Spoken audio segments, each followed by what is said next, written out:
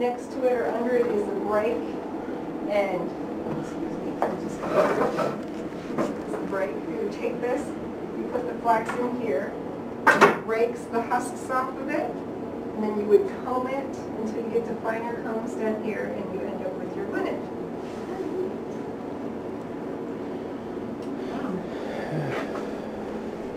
Either way, then you would spin to get your yarn. Once you have your yarn, you would dye it.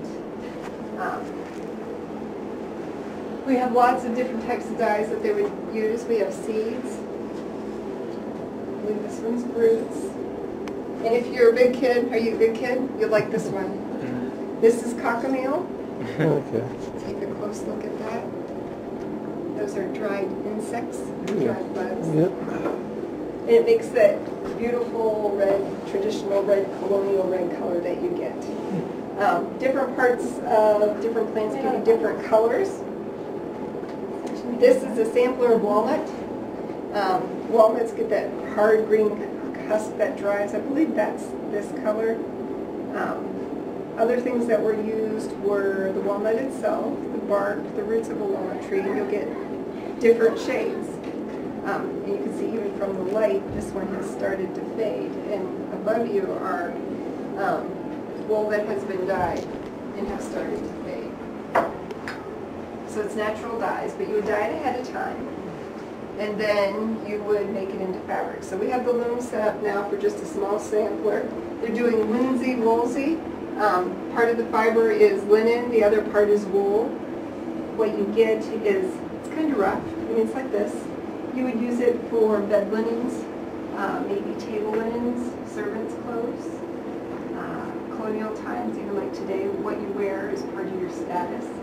People that were part of the plantation wore different clothing. They could be noted by what they were wearing, what their jobs were. George liked clothes. George also supported Buy American. For his inauguration, he requested and ordered an American-made brown suit. He could have gotten a more expensive suit from Europe, a finer quality suit maybe, but he was showing his support for America, and he wore French stockings to show our support for their help during the Revolutionary War. And I talked a little bit about dyes and dyes fading, and maybe Mrs. Locke can help me. Now, did Martha Washington have this pale purple dress? Was it an inauguration gown or a wedding gown? And when they took it apart, that was all Madison. That's only Madison. Yeah.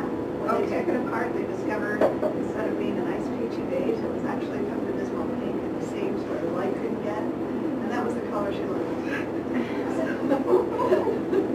So much for looking at those and saying, yeah, all colonial colors, you know. And they just faded. And you said, so you would dye your clothes, and your clothes you would wear for a long time, but it wasn't uncommon for women to trade clothes.